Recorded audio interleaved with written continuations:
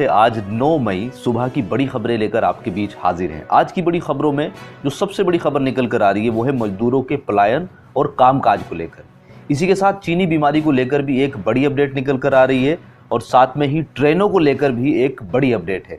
इसी के साथ साथ 5-5 हज़ार रुपये देने का सरकार ने फिर ऐलान किया है और बोर्ड स्टूडेंट्स के लिए भी एक बहुत बड़ी अपडेट निकल कर आ रही है और साथ में ही सभी स्टूडेंट्स को जो गरीब परिवार के हैं उनको लैपटॉप देने की तैयारी सरकार कर रही है।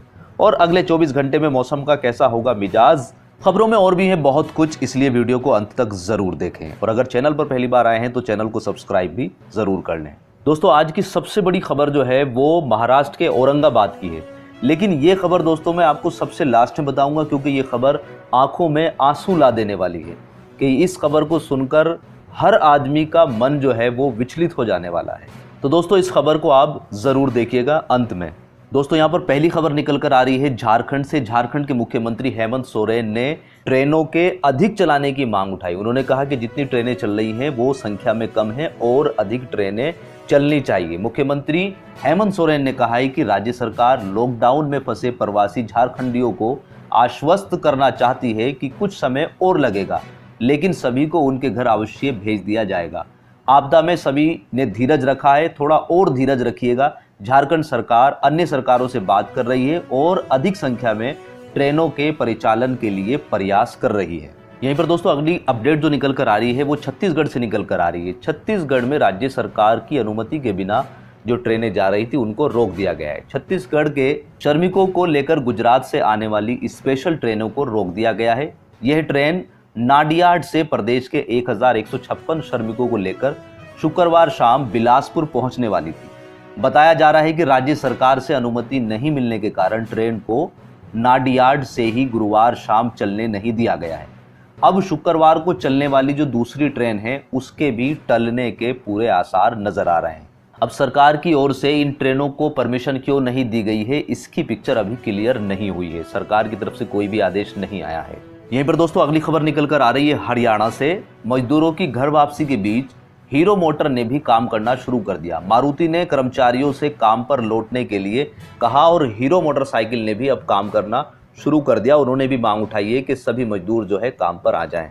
जी हाँ दोस्तों, हरियाणा में लॉकडाउन फेज 3 का 5वां दिन है। लॉकडाउन में ढील के बाद प्रदेश में कामकाज धीरे धीरे शुरू होने लगा है। पूरी तरह काम पटड़ी पर लौटने में टाइम लगेगा। एक अच्छी खबर यह है कि गुड़गांव में मारुति के बाद अब दुपहिया वाहन हीरो मोटर ने वाहनों का निर्माण शुरू कर दिया है। इसी के साथ गुड़गांव और आसपास के क्षेत्रों में करीब 800 से अधिक औद्योगिक संस्थान ने लॉकडाउन के नियम का पालन करते हुए काम शुरू कर दिया है। वहीं मारुति कंपनी ने अपने कर्मचारियों को काम पर वापस लौटने को कहा है। उधर कोरोना के भय से अधिकांश कर्मचारी अपने घरों से वापस लौटने के इच्छुक नहीं हो रहे हैं। मजदूरों ने भी घरों से निकलने पर कोई भी रजामंदी नहीं दी है।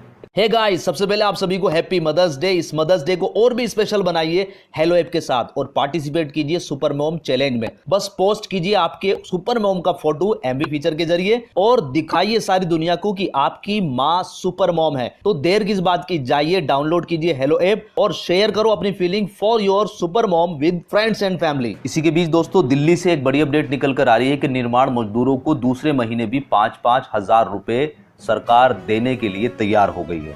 जी हाँ दोस्तों, लॉकडाउन की अवधि बढ़ने के बाद करीब 1.5 महीने से निर्माण मजदूरों का कामकाज बिल्कुल ठप पड़ा हुआ है, जिसके मद्देनजर दिल्ली सरकार दूसरा पैकेज लेकर आ रही है। सरकार की ओर से दूसरे महीने निर्माण मजदूरों को 5 हज़ार रुपये देने की योजना है। अधिकारियों का कहना है कि जल्द ही इस योजना को लागू कर दिया जाएगा। इसका फायदा दिल्ली के करीब 40,000 मजदूरों को होने वाला है। तो सरकार अपनी तरीके से दावे कर रही है, लेकिन ग्राउंड पर एक्चुअल में क्या हो रहा है वो आप लोग ही बता सकते हैं।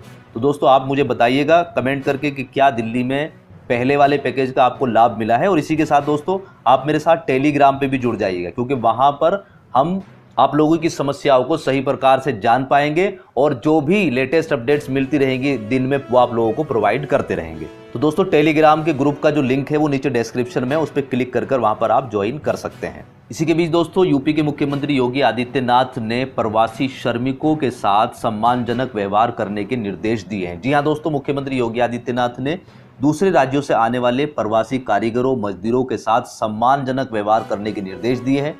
उन्होंने कहा है कि राज्य सरकार सभी प्रवासी कामगारों को सुरक्षित वापसी के लिए कार्य कर रही है। उन्होंने निर्देश दिया है कि संबंधित राज्यों से प्रवासियों की सूची प्राप्त की जाए, यह सुनिश्चित किया जाए कि कोई भी व्यक्ति अवैध रूप से प्रदेश में प्रवेश ना करे। अगली अपडेट जो है वो बोर्ड परीक्षा देने वाले 10वीं और 12वीं के सीबीएसई के स्टूडेंट्स के लिए है।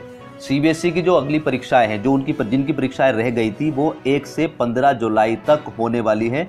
ये मंत्री साहब का आदेश है। जी हाँ दोस्तों, लंबे समय के इंतजार के बाद सीबीएसई बोर्ड 12वीं और नॉर्थ ईस्ट दिल्ली में सीबीएसई 10वीं की शेष परीक्षाएं की तिथि जो है वो 1 जुलाई से 15 जुलाई के बीच आयोजित की जाएंगी। सीबीएसई की शेष परीक्षाओं की तिथियों का ऐलान करते हुए केंद्रीय मानव संसाधन मंत्री डॉक्टर रमेश पोखरियाल निशंक ने विद्यार्थियों को शुभकामनाएं भी दी। तो यहाँ पर जिन बच्चों की परीक्षा नहीं हुई थी वो 1 जुलाई से 15 जुलाई के बीच उनकी परीक्षाएं होने वाली है। तो अभी से वो तैयारी में लग जाइएगा। हमारी बेस्ट विशेष जो है आप लोगों के साथ में है। इसी के बीच स्टूडेंट्स के लिए पंजाब से एक बड़ी खबर निकल कर आ रही है कि जो बच्चे 10वीं क्लास में हैं, अब उन्हें बिना परीक्षा के ही प्रमोट कर दिया जाएगा।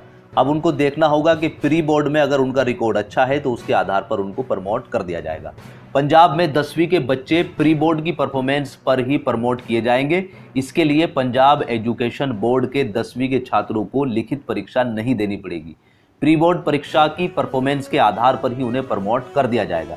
यह घोषणा पंजाब के मुख्यमंत्री कैप्टन अमरिंदर सिंह ने की है। साथ में ही सरकार ने यह भी बोला है, मुख्यमंत्री ने यह भी बोला है कि सीबीएसई के अंतर्गत कक्षा 11वीं और 12वीं के विद्यार्थियों को लेकर सरकार वही निर्णय करेगी जो केंद्र कहेगा। तो यहाँ पर 10वीं के छात्रों के लिए ये बहुत बड़ी अपडेट है कि उनको परीक्षा नहीं देनी पड़ेगी। अब बिना परीक्षा के ही वो आगे अपनी प्री बोर्ड के अकॉर्डिंग जो है प्रमोट कर दिए जाएंगे। दोस्तों यहाँ पर स्टूडेंट्स के लिए एक और अपडेट निकल कर आ रही है। जैसा कि आपको पता ही है कि चाहे वो प्राइवेट स्कूल हो, चाहे आज के टाइम में सरकारी स्कूल हो, सबके सब ऑनलाइन क्लासेस का प्रबंध कर रहे हैं। लेकिन उन बच्चों का क्या होगा जिनके पास ना तो मोबाइल है और ना ही लैपटॉप है, तो वो किस तरीके से ऑनलाइन क्लास को अटेंड करेंगे? इसी को लेकर गरीब बच्चों को फ्री लैपटॉप और फोन देने के लिए दिल्ली हाई कोर्ट में PIL दायर कर दी गई है। जी हाँ दोस्तों, दिल्ली हाई कोर्ट ने शुक्रवार को केंद्र और आम आदमी पार्टी सरकार से एक जनहित याचिका का जवाब देने को कहा है, ताकि गरीब बच्चों को मुफ्त लैपटॉप, टैबलेट या मोबाइल फोन उपलब्ध कराने के निर्देश दिए जा सके, जिससे कि वे लॉकडाउन के दौरान ऑनलाइन क्लासों में इनका उपयोग कर सकें। तो यहाँ पर दिल्ली हाई कोर्ट ने केंद्र सरकार और राज्य सरकार दोनों से इसका जवाब मांगा है और दोनों सरकारों को मिलकर इन बच्चों के हित में सोचना पड़ेगा। या तो इनको लैपटॉप और फोन प्रोवाइड करना पड़ेगा या कोई और समाधान